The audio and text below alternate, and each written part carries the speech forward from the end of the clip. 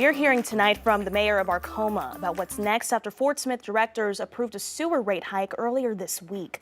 That means residents in Arkoma will soon be paying much higher sewer bills. Fort Smith city directors on Tuesday approved a 225% rate hike that will start next week to make Arkoma's rate equal to what Fort Smith residents pay. The mayor says despite some discussion of legal action after tonight's city council meeting, there's no plan to take the city of Fort Smith to court over the matter. And they're hopeful they can continue discussions with Fort Smith on a solution that's affordable to the residents of Arkoma. We did make an adjustment to our current rates based on the fact that we understand that citizens of Fort Smith are seeing a 3.5% increase on average for their wastewater bills. So we did vote tonight to apply a similar 3.5% increase to our citizens of Arkoma as a show of good faith. But we are continuing to try to keep the dialogue open and hopeful that we can come to a resolution with the city. Although it did not happen in the time frame that we'd set forth or hoped to have, we've not given up on equitable resolution on that. We'll continue bringing you developments as discussions between the cities move forward.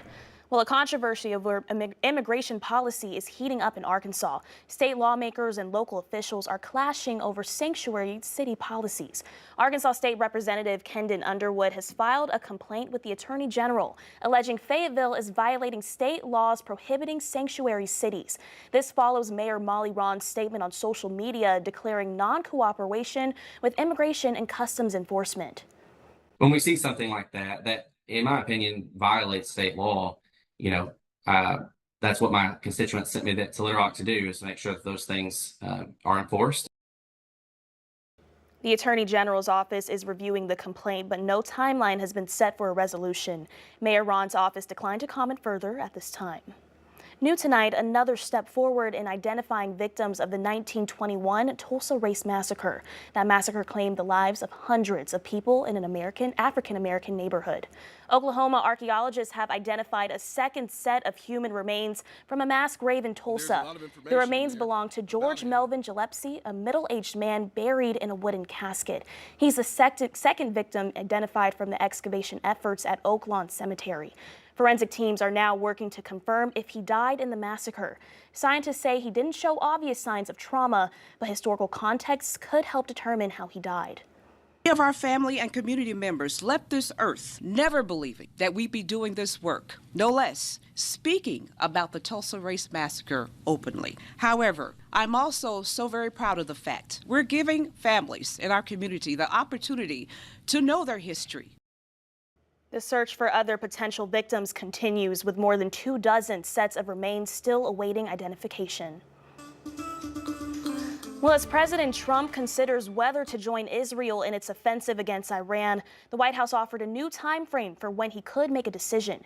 Erica Brown has the very latest from the White House. The White House says President Trump will decide within the next 2 weeks whether he will order U.S. forces to strike Iran.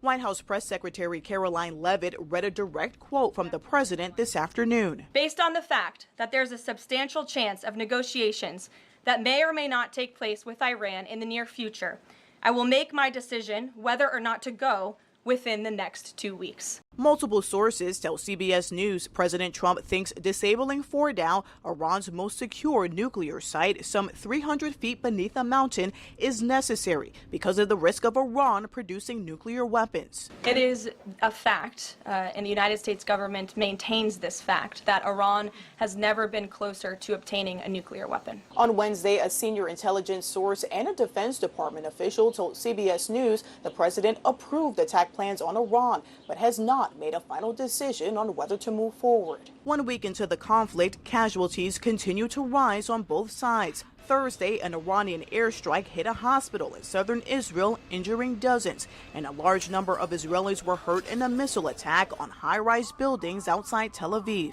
They're targeting civilians because they're a criminal regime. They're the arch terrorists of the world. They want to have nuclear terrorism, which will put the entire world under nuclear blackmail, and they would use these weapons. Israel launched airstrikes it said neutralized a nuclear reactor it claims was created to build a nuclear bomb. Erica Brown, CBS News, the White House. In other news, the president is giving TikTok more time to find an owner in the United States. He extended a deadline for another 90 days. If the app's China-based owners don't find a new owner by then, they'll be banned in the United States. It's due to privacy concerns regarding the personal information of American users ending up in the hands of the Chinese government. This is the third time the deadline has been extended since the start of his second term. People who work with veterans are raising awareness about the mental health issues they face after returning home. A group of advocates in Arkansas working to change that. Carter Thweet has more on their mission and what you can do to help. Here at North Little Rock's Wyndham Riverfront Hotel, the American Legion holding their Be the One training. It's an event aimed at lowering the staggering number of veterans who die by suicide every year. Since 2001, 7,000 have been killed in combat. 156,000 have committed suicide. Tony Cross with the American Legion says those numbers illustrate a huge problem, but there are things you can do to help.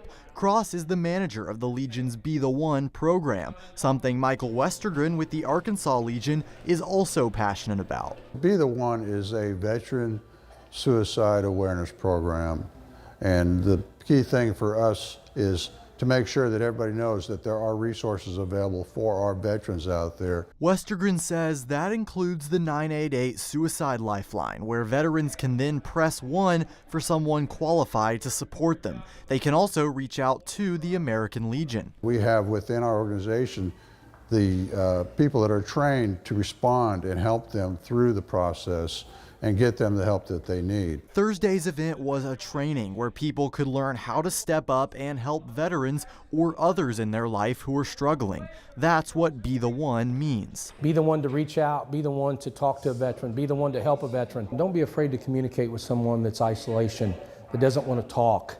The biggest thing about people is reach out to them, find out what's going on. Carter Thweet, 5 News. A very special night tonight celebrating the 30th anniversary of the Morgan Nick Foundation.